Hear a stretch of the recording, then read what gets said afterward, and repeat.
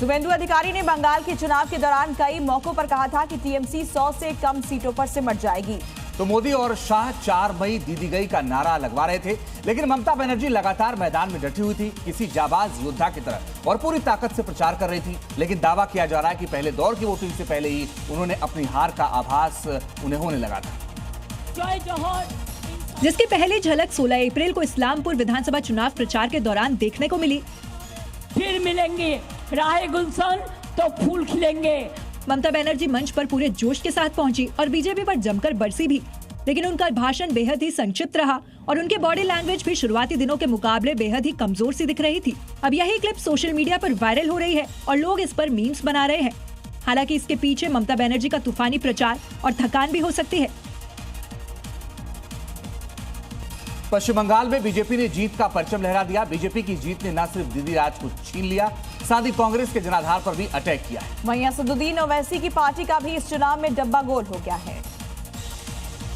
बंगाल में बीजेपी ने टीएमसी का किला ढहा दिया है। इस विधानसभा चुनाव में बीजेपी की ऐसी आंधी चली है कि दीदी का 15 साल से जमाया साम्राज्य उखाड़ कर फेंक दिया है। बीजेपी की इस लहर में न सिर्फ टीएमसी बल्कि बाकी पार्टियों का भी डब्बा गोल करके दिखा दिया है।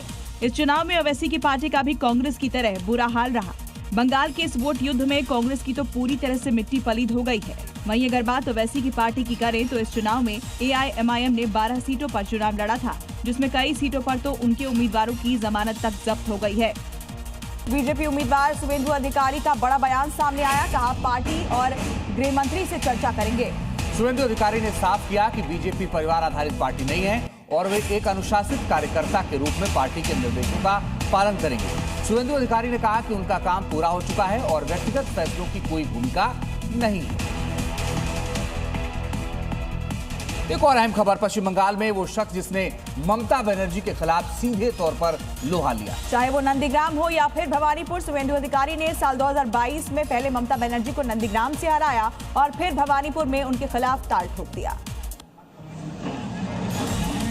साथ ही हिंदुत्व के मुद्दे पर मुखर होकर दीदी के गढ़ में उन्हें चैलेंज दिया। सेकंड फैक्टर है, ये पूरा हिंदू के ऊपर जितना अत्याचार किया मालदा, मुर्शिदाबाद, मोथाबाड़ी से लेकर हिंदू ने पूरा खत्म कर दिया ममता को। बंगाल में शुभेंदु ने टीएमसी के खिलाफ मोर्चा खोला। ममता की हर रणनीति के खिलाफ शुभेंदु ने चक्रव्यूह रचा। नतीजा ये हुआ कि ममता बनर्जी को अपनी सीट पर ज्यादा फोकस करना पड़ा और बाकी सीटों पर ममता वैसा चुनाव प्रचार नहीं कर पाई जैसा उन्होंने पिछले चुनाव में किया था। और अब एक नजर डालते हैं क्राइम अपडेट्स पर।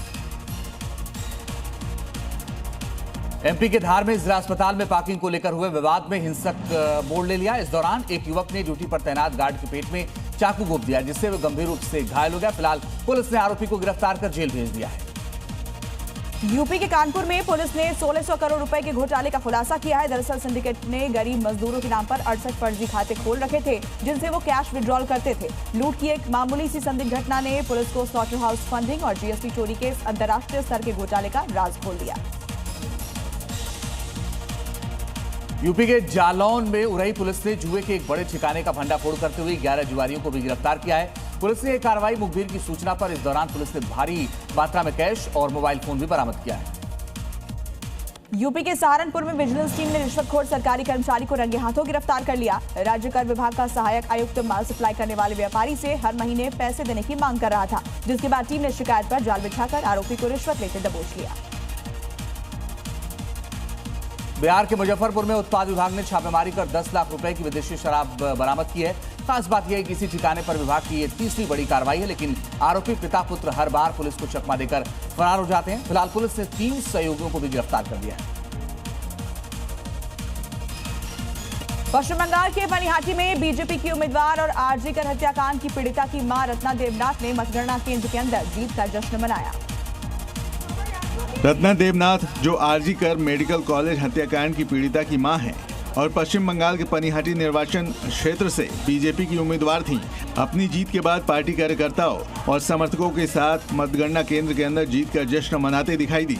रत्ना देवनाथ ने टीएमसी के अपने प्रतिद्वंदी तीर्थकर घोष को भारी वोटों के अंतर से हराया और मतगणना केंद्र के अंदर विक्ट्री साइन दिखाते हुए जश्न मनाया।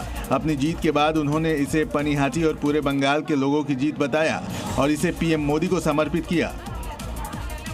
पश्चिम बंगाल चुनाव नतीजों के बाद कोलकाता में जीत का जश्न अनोखे अंदाज में मनाया जा रहा है। जहां राजनीति और संस्कृति एक साथ नजर आ रही है, बीजेपी कार्यकर्ता मार्च भात के साथ जश्न मना रहे हैं।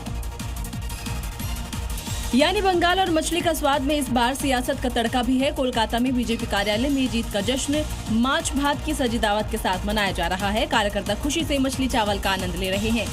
ढोल नगाड़े, संगीत और जश्न का माहौल सब कुछ एक साथ नजर आ रहा है। बंगाल की पहचान मछली, राजनीतिक तौर पर इसे संस्कृति से जुड़ाव का संदेश भी माना जा रहा है। क्योंकि चुनाव के बीच टीएमसी ने ये मुद्दा खूब भुनाने की कोशिश की, लेकिन बीजेपी ने संदेश दे दिया है कि बंगाल की संस्कृति निभाना बीजेपी बखूबी जानती है।